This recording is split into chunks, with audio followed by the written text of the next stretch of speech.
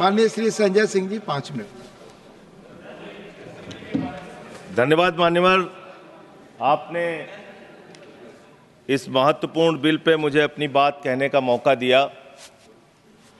मान्यवर, अभी हमारे सत्ता पक्ष के मित्रों ने मोदी जी का भरपूर बखान किया कि उन्होंने किस तरह से भारत के प्रधानमंत्री ने ऑयल के क्षेत्र में, गैस के क्षेत्र में अनुकरणीय योगदान दिया है अपना। पूरी दुनिया में उनका डंका पीट रहा है, ऐसा बताया जा रहा है। लेकिन मुझे याद है मान्यवर, 2014 में जब चुनाव प्रचार में ये लोग निकले थे, तब कहते थे वोट दे दो, बीजेपी को जिता दो, डीजल 40 रुपए का हो जाएगा, पेट्रोल 50 रुपए का हो जाएगा। आपकी एक नेता का भाषण है, सदन में नहीं होगा तो मैं भेज दूंगा, आप सुन लीजिएगा। 50 रुपए का पेट्रोल हो जाएगा। और मान्यवर, उस समय दुनिया के पैमाने पर कच्चे तेल का दाम क्या था? $135 प्रति बैरल तक एक कच्चे तेल का दाम गया था। बावजूद इसके ना तो डीजल ने ना पेट्रोल ने, किसी ने सेंचुरी नहीं मारी।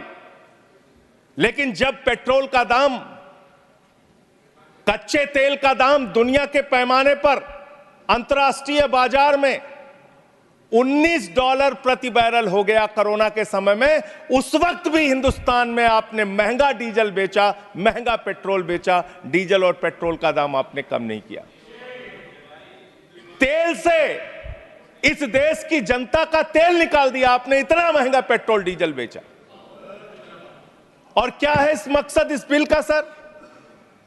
इसमें लिखा हुआ है कि आप इन्वेस्टर्स को बूस्ट करेंगे, इन्वेस्टर्स को, अलग अलग कॉर्पोरेट घरानों को बढ़ावा देंगे इस क्षेत्र में। इस बिल का एक मकसद, बड़ा मकसद यह भी है। और जो ओएनजीसी है मान्यवर, जिसको 23-24 का मुनाफा 40,000 करोड़ रुपए का हुआ है, मुनाफे की कंपनी जो है, जिस क्षेत्र में ओएनजीसी को, पब्लिक सेक्टर को, महारत्ना को मुनाफा हो रहा है, वहां मुनाफा कमाने के लिए आप और कंपनियों को लाना चाहते हैं। दूसरी बात, इस क्षेत्र के अंदर जो आप ये बिल ला रहे हैं, इसमें राज्य सरकारों के भी अधिकार आप छीन रहे हैं और सारे अधिकार आप केंद्र के पास चाहते हैं, जिससे संघीय ढांचे पर भी चोट पहुंचेगी और राज्यों के साथ आपका झगड़ा और बढ़ेगा इस कानून के माध्यम से। यह फेडरल स्ट्रक्चर के भी खिलाफ है बुनियादी तौर पे, जिसका जिक्र भी बाकी हमारे साथी यहां पे कर रहे थे। मान्यवर, मैं बड़ी विनम्रता पूर्वक पूछना चाहता हूं, आपने कहा पेट्रोल का दाम कम होगा, डीजल का दाम कम होगा।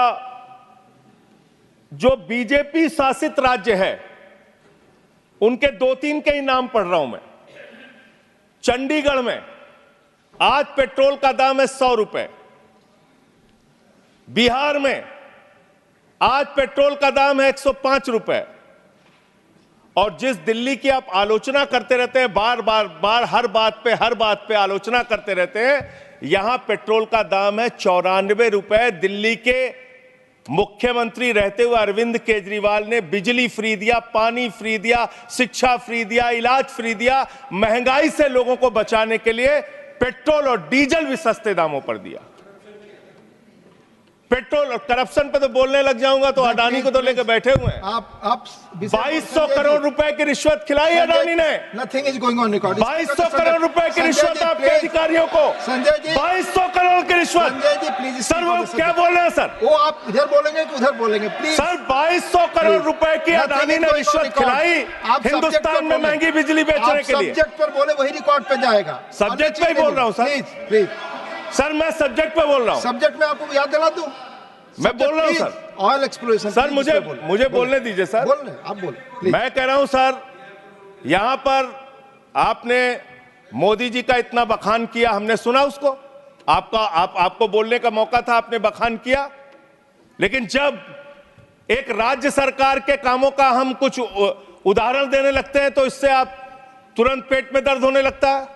अरविंद केजरीवाल ने बिजली फ्री दिया, पानी फ्री दिया, शिक्षा फ्री दिया, इलाज फ्री दिया, सस्ता पेट्रोल डीजल दिया, चिल्लाने लगे सुनते ही, नो नथिंग, सुनते ही चिल्लाने लगे।